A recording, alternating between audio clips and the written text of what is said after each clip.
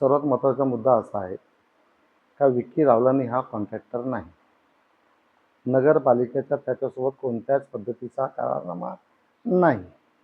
तो त्या साईडवर कसा उभा होता, का उभा होता, त्याला कोणी पाठवलं होतं, तो कोणाचा पेटी कॉन्ट्रॅक्टर आहे तो जर सांगत असेल तर त्याच्यापाशी नगरपालिकेनं आतापर्यंत कोणताच करारनामा केल्याचं नगरपालिकेमध्ये आत्तापर्यंत दिसलेलं नाही. आणि करारनामा समजा केला असेल तर तो जो कॉन्ट्रॅक्टर आहे आर्या कन्स्ट्रक्शनचा तो त्याबद्दल आम्हाला माहिती पुरवेल, आम्ही ते माहिती घेऊ.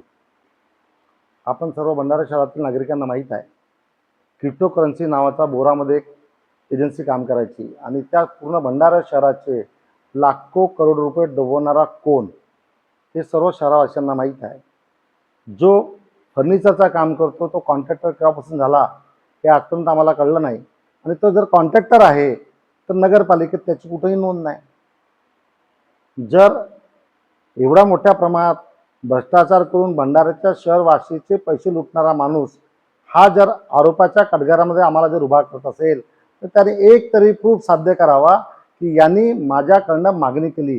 ज्या दिवशी तो ती साध्य करेल, सिद्ध करेल, त्या दिवशी राजकारणातून संन्यास घेण्याची आमची तयारी आहे. पण तशा चिल्लर माणसाच्या तोंडाला लागायची आमची कुठेही तयारी नाही.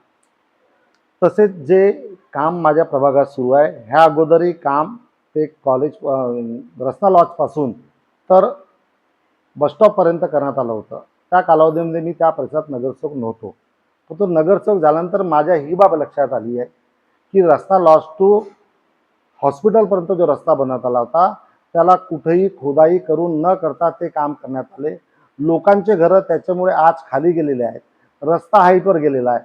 त्यासंबंधी नगरपालिकेला मी पत्रावर केलेला आहे. नगरपालिका वारंवार लक्षात आणून दिलेलं आहे की जी APMC ही कार्यरत होती त्या APMCनी कुठेही त्या विषयाबद्दल पाहणी न करता त्या कंत्राटदाराला पाठीशी घालून जसे वाटेल तशाच पद्धतीने काम केलं आहे. त्याच्यामुळे आता त्या परिसरातील नागरिक त्या रस्त्यामुळे त्रस्त आहेत. मी मागणी केली होती की रस्त्याच्या बाजूची नाली तयार करण्यात यावी जेणेकरून जे रस्त्यावर पार्किंग होते ती नालीवर जाईल आणि रस्ता हा मोकळा राहील. नगरपालिकेनं मी येता शनी निवडणूक येता शनी ती मागणी केलेली आहे. आणि मी माझ्या प्रभागात नगरसेवक असताना माझ्या प्रभागात जर योग्य पद्धतीचे काम झाले नाही तर मी तो कंत्राटदार कोणी असो त्याला ठोकून काढीन. जे होईल ते होईल. शेवटी जनतेनं मला निवडून दिलेलं आहे आणि पारदर्शक काम करून घेणे ही माझी जिम्मेदारी आहे. त्या दिवशी झालेल्या प्रकरणामध्ये नगराध्यक्षाला मी 3 दिवसा अगोदर त्याला हिंट दिली होती. नगराध्यक्ष परस्पर येऊन गेले, पाहून गेले, पाहणी केली. त्यांना सर्व प्रकारे माहीत होते आणि नगराध्यक्षाला तक्रार करणे आमचं आद्य कर्तव्य आहे. कारण की आम्ही शहरात जरी नगरसेवक निवडून आलो असेल तरी आमचा पालनदार म्हणून नगराध्यक्ष तिथं करत असतो. त्यामुळे नगराध्यक्षाच्या कानावर टाकणं ही आमचं कर्तव्य आहे. आम्ही नगराध्यक्षाच्या कानावर ही बाब टाकली होती, COच्या सुद्धा कानावर ही बाब टाकली होती.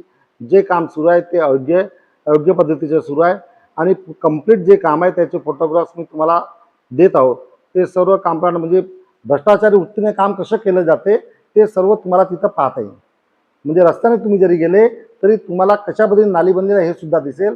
आणि त्या दिवशी नगराध्यक्ष तिथं उपस्थित होते आणि माझा मित्र हा तिथं जात होता. मी त्याला बोलावलं, तो तिथं उपस्थित झाला आणि त्यांनी त्याला जे जे दिसले ते त्यांनी बोललं. त्याच्यामुळे एखादा माजी नगरसेवक शहरातला नागरिक माझ्या खांद्याला खांदा मिळून जर विषयाला उचलत असेल तर तुम्ही त्याला जर दाखवत असाल का राजपत्र मी प्रसिद्ध आहे, राजपत्रात प्रसिद्ध आहे तर त्यांनी दाखवून दाखव. त्याला जर वाटते त्याच्या जर धमक असेल तर त्यांनी त्यांचा उपमुख्यमंत्री आहे, त्याचा आमदार आहे, त्याचा बोलवता धनी असेल, जो कोणी असेल त्याला सामोर येऊन त्याने करून दाखवावं.